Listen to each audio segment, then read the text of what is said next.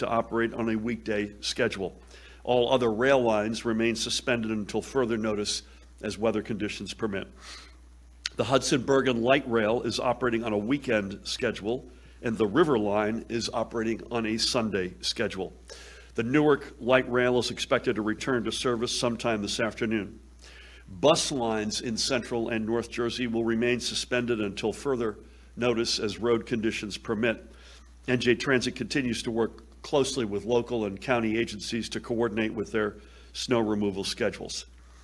Access Link services are operational in Region 3 in South Jersey, but remain suspended until further notice in all other regions in Central and North Jersey, dependent upon local road conditions. NJ Transit will offer system-wide cross-honoring today, meaning your transit ticket or pass will be good on any mode of NJ Transit service, including private carrier buses and PATH service at Hoboken and 33rd Street in New York City. PATH service in Newark remains suspended and will not be available for NJ Transit customers. NJ Transit will continue to provide updates throughout the day, and I encourage you to visit them at njtransit.com or on Facebook and Twitter at NJ Transit. And again, we are incredibly grateful for the efforts of everyone on our roads and along our rails who worked throughout the storm. Each of our vaccine mega sites is closed again today due to the weather. Anyone with an appointment for these sites has received a call, an email, or text from the operating partner at that site to be rescheduled. While the vaccination call center remains open, operators will not be scheduling appointments yet until the storm's impact is assessed. That number is 855-568-0545, 855-568-0545. I say not yet on scheduling appointments. I think they want to get to that as soon as they can. And again, please bear with them. And as you begin to dig out and help your neighbors, if there's a fire hydrant near your house, do your part, keep it accessible, remove any snow and ice so firefighters can access it in an emergency. If you happen to see a downed line, and we haven't had many of them, Joe, don't go near it, call it in. If you have a power outage in your own home, don't assume somebody else is calling that in for you. Please call it in. Also, please remember to keep social distances and wear a face mask. We are still facing the pandemic, and today we are announcing another 3,367 positive tests, and with the heaviest of hearts, the loss of another 71 newly confirmed brothers and sisters from our New Jersey family. As of this morning, we're reporting a total of currently administered 824,028 vaccinations. That splits largely. Most of them are first dose, but the second dose number is climbing. Again, 824,028. And again, those scheduled for vaccinations today at our mega sites have been contacted and rescheduled. If you schedule a vaccination at another site, please check in with that site. Our hospitals are currently treating 2,892 COVID patients with 516 ICU beds occupied, 366 ventilators currently in use. Each of those numbers, importantly, and those are the ones that we have to watch like a hawk, continue slowly but surely to head down. Absent what impact these various variants may have, that is very, very good news. And obviously we're watching the whole scene, especially the variants, like a hawk. And in the midst of the storm yesterday, 254 live patients were discharged, while 297 COVID positive patients were admitted to our hospitals. Again, back to the storm. This is going to be finally exiting our region across the day and into this evening. And just because the snow may be letting up, please just stay in, stay safe, and stay warm. Let the road crews, power crews, and first responders have the roads to themselves.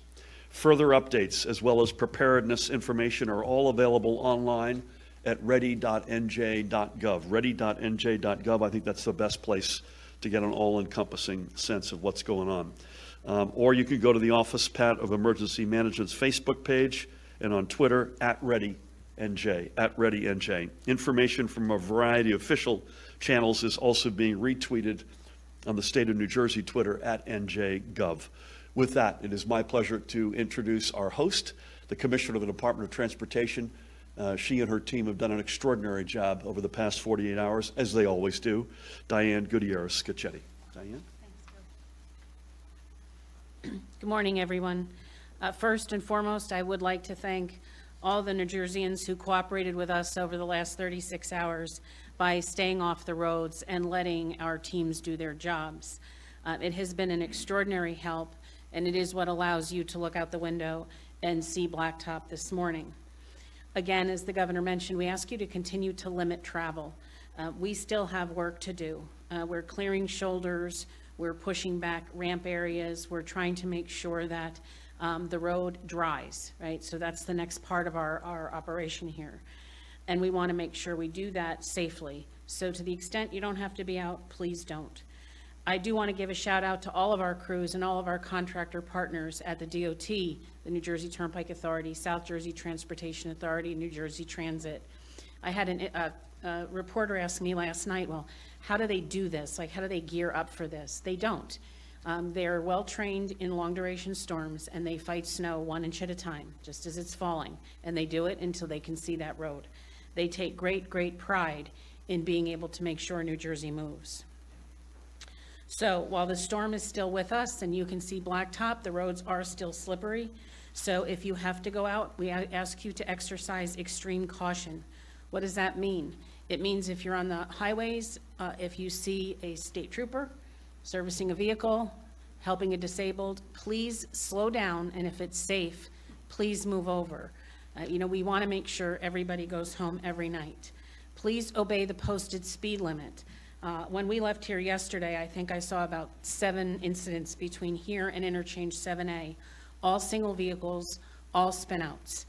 Just because you can't see snow doesn't mean there isn't ice. So please, I ask you, whether it's our safety service patrols on the highways or Colonel Callahan's Women and Men of New Jersey State Police, we want everyone to go home every night.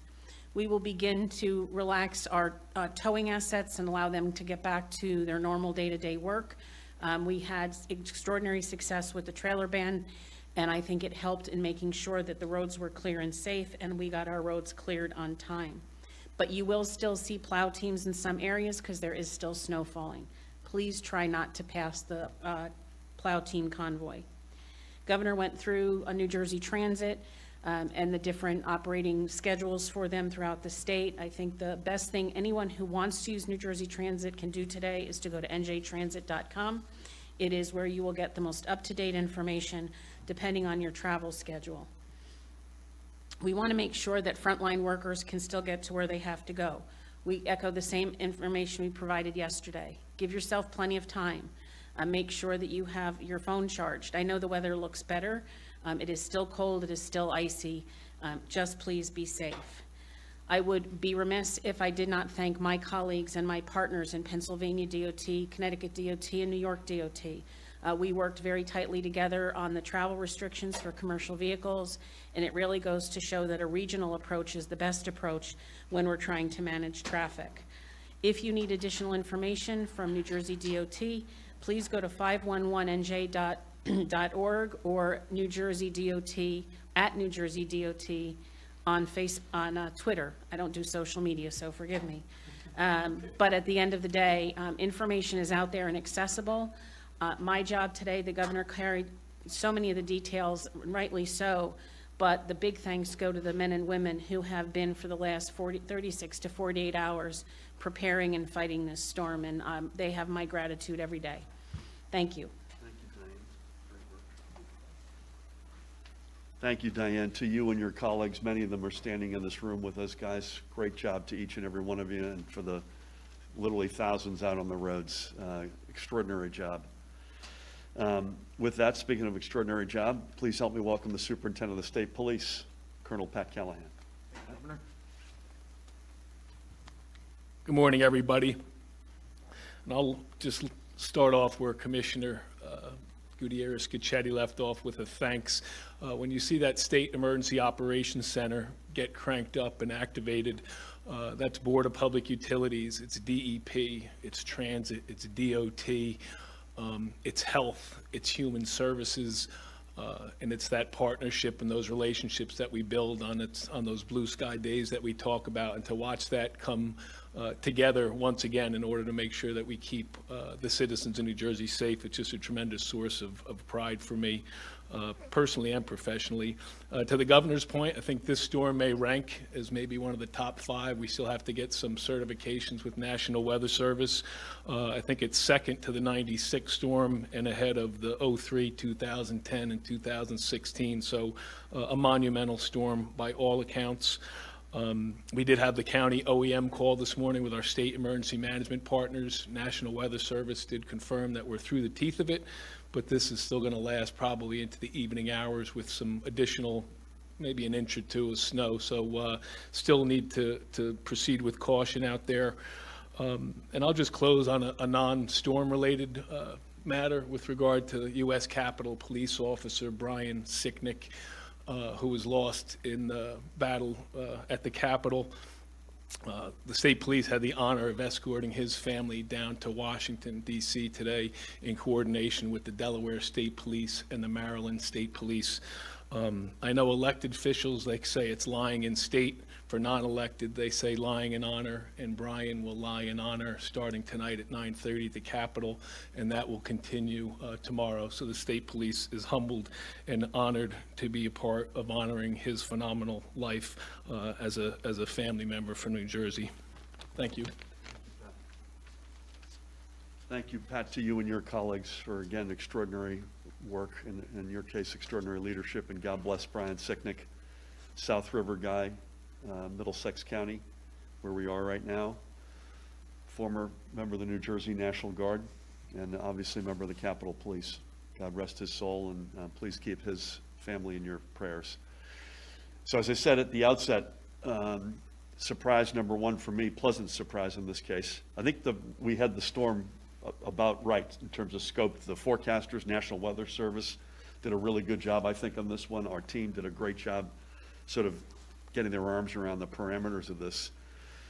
Joe would be the first one to say this. I think the big positive surprise is the lack of more power outages. Now, we're not out of the woods yet, so this storm has still got many hours left in it, but the winds are clearly not today what they were yesterday. So I think you said we had 1,980 out as we were walking down here.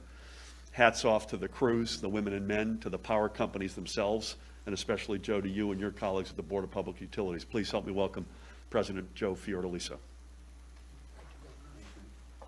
Thank you, Governor. And I would just like to repeat what you said. Thank you to the utilities and those people who are out there every day.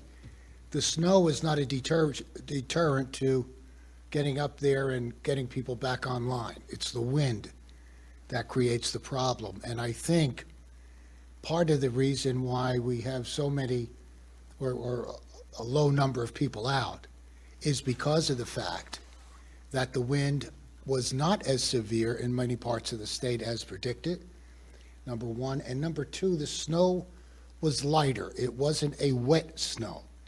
So not being a wet snow also contributed to fewer outages, which of course we're thrilled about. The utilities were ready. They were able to get 2 outages quickly because of the lack of wind. And so I think the top number we had out at any one time statewide was about 5,000.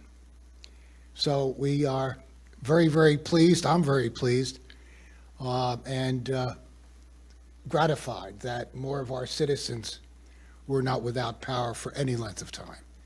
We certainly don't want anybody sitting in their home freezing during this kind of event. And again, just to reiterate what the governor indicated, please don't go any, if there is a down wire, don't go by it. If you do lose power, call your utility immediately to let them know that you have lost power. Don't assume your neighbor's going to do it. And hopefully we will get through this, again, with the minimum amount of outages and a situation that I have to say, along with the governor, pleasantly surprised me. 24 hours before a storm, whether it's a heavy rainstorm or a snowstorm or any nor'easter, for about 24 hours before I sit there and hold my breath, because I think that we're going to have a lot of outages. But today, let's keep our fingers crossed that it continues. I think we dodged a bullet. So thank you. Amen. And Pat, you would want me to say, if folks are out and they've got nowhere else to turn, call 211 to find the nearest warming center to where you live. And I know you spent a lot of time with the 211 team yesterday, so thank you for that. Joe, thank you for everything. Hats off. Last but certainly not least, the Director of the Office of Homeland Security and Preparedness to tell us about anything updated on critical infrastructure, cyber matters, or other. Please help me welcome Jared Maples. Thank you, Governor, and good morning. We've remained in constant contact with our critical infrastructure partners through the duration of the storm, and at this time there are no major issues reported. We're going to keep our private sector portal open at the State Emergency Operations Center until the activation completes, which hopefully will be sooner than later. As far as maintaining vigilance, we want to make sure we highlight again, always, we're concerned with domestic extremism specifically. We ask the public to be engaged, be aware of your surroundings, report suspicious activity. That does become important to us, stopping potential, but it is worth to note that there is no specific or credible threat at this time. One other piece, and I think it's particularly noteworthy now, and the Colonel talked about Officer Sicknick. We're also obviously aware and have been briefed on the FBI Miami incident that happened this morning. Terrible tragedy. Several agents involved in that shooting and are hurt, and unfortunately several have been killed. We're keeping them in our prayers and our thoughts, and we have offered to senior FBI leadership any support and assistance that they possibly need that we can offer from New Jersey. Finally, as you're looking through from the public at all the updates that are coming in on weather, on COVID, on vaccinations, on testing, all these other incidents that are happening, we do see upticks with storms, any of these surges that you see. We see upticks in people trying to take advantage, whether it be fraudulently through criminal acts or potentially to cause other unrest. Please think critically when you get updates. Seek information from proper resources, proper media, the government channels that we have available to you. Think critically when those links come in, when those updates come in. It is never more important than in other emergencies like this, as the governor's often fond of saying. Don't take our eye off the ball in the other areas while an incident like a snowstorm is happening. And the final thing I'll say, and it's probably something you don't hear a Homeland Security Director say an awful lot, there's been a lot of tension, there's been a lot of hate out there the last several weeks in particular, but there's also been a lot of hope and love. And that's the part that Homeland Security Directors don't often say, but it's important now. So this is the time to help your neighbors. Go shovel their sidewalks, make sure the fire hydrants are clear. This is the time that we as Americans and certainly as New Jerseyans come together, not apart. Regardless of tension, regardless of the issues, please do help your neighbor, your friends, your family. Be there for them. I implore you. So with that said, I'll turn it back over to the Governor. Thank you. I love that last theme, and amen to that. This is a moment, and no state does it like ours. It's a moment to come together. God bless the agents, the FBI agents, and we have a very, led by Jared's relationship, but we all share a very strong and deep relationship with the Bureau, and they've been incredibly good partners to us. And certainly I can say during my time as governor, so they're in our prayers. And then, of course, there are the knuckleheads, the folks who are not coming together. And I want to reiterate, we haven't said this in the storm until you just mentioned, and I'm thrilled you mentioned it. There are folks out there right now who are going to try to take advantage of the moment, which is hard to fathom, but there are. And so just keep a weather eye on that crowd. Thankfully, it's a very vast minority, but they're out there trying to scam, et cetera. We'll take a couple of questions. Tomorrow, we are going to go back to our Monday, Wednesday, Friday, largely COVID presser. We'll probably, Diane, Joe, and Jared will probably work in a few after-action updates. I know there are still communities, for instance, that you're still working with to get them dug out. We will be doing it earlier than we normally do our press conferences. We'll be doing this tomorrow in Trenton, unless you hear otherwise, at 11 a.m. And that is in part so that some of us can go and begin to greet. They'll be coming back in waves, members of our National Guard, women and men who have been in Washington over the past number of weeks. And so thank you for your patience to allow us to do it at a different time tomorrow. Again, it'll be in Trenton at 11 a.m. unless you hear otherwise from me. You've been here the longest, you get the first question. What do you think the biggest challenge is moving forward in this storm? Biggest challenge moving forward in this storm, thank you for that. I was prepared to say getting people's power back on, and that is going to be laser focused for the 1980, and that number, Joe, probably goes up and down over the course of the day. I think keeping people off the road so that they don't feel like they're spiking the football too early, because Diane and her team needs to have full access. I mentioned, we had this conversation upstairs, ramps, shoulders. Their first job is to make a road passable, then get it down to blacktop, then widen the road back out to its safe width. I'd say that's our biggest challenge right now. And they've done an extraordinary job, and they will continue to do that. But I'd love to ask people to resist the temptation, stay home, let them finish that out, and hopefully tomorrow we can get back to some semblance of normalcy. Thank you. Please. Governor Murphy, good morning. Good morning. It was said on your side, we haven't met yet, but thank you for allowing questions. Nice to meet you. Likewise. We just wanna Happy to ask- take them. It will depend on the question, of course. On topic, if you will. So we did a Zoom yesterday with a Facebook group. With what? A Facebook group of 200 people in New Jersey who have not had their unemployment benefits. Can you tell us when and why there has been such a gap when New York and New Jersey, New York and Connecticut were able to do a seamless transition? People are hungry. People told us they sold their cars to buy diapers. They're on a food line. These are hardworking people in New Jersey who haven't been paid in 6 weeks in a system that they paid into. We Yep. just want to know when they're going to get their check. Couple of things. First of all, I hope the answer is soon, and I know they want to hear that, and I hope that as well. We have nothing but empathy and sympathy for these folks. With all due respect to the comparison of other states, this is not going to make them feel any better. So this is not intended to either as an excuse or to make them feel better.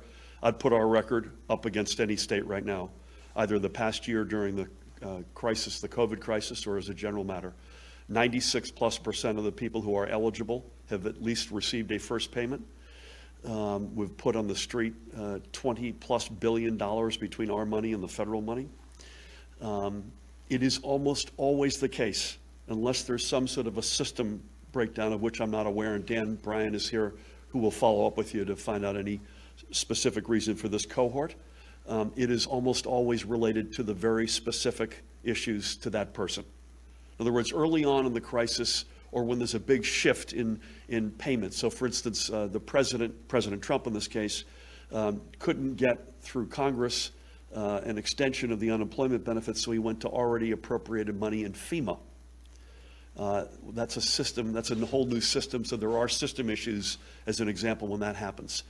Aside from those big moments, this is almost entirely and exclusively related to the very particular circumstances of the individual. So we'd love to follow up with you. We'd be very happy to connect with that same group. I know our Commissioner, Ravasera Angelo, would be willing to do that, and Dan Bryan will follow up with you. I don't know, sir, if it is individual. It seems like there's 55,000 people. Yeah, I'm not sure that's numbers right, but I'd like to follow up with you and get to the bottom of it. Again, I'm not trying to make anybody feel better if they haven't gotten their money. They'll get every penny that they're rightfully owed. But I'll put what we've done over the past 12 months through the Department of Labor up against any state. With that, I'm going to say thanks to Diane for hosting us. Joe, thank you as well. Pat, Jared, the whole team, you've done an extraordinary job. Keep up the great work. Folks, again, please do me one favor, stay off the roads through tonight. And I think tomorrow morning we wake up in a whole different reality. Cannot thank you enough to each and every one of you who have done the right thing overwhelmingly. God bless you all. Stay safe.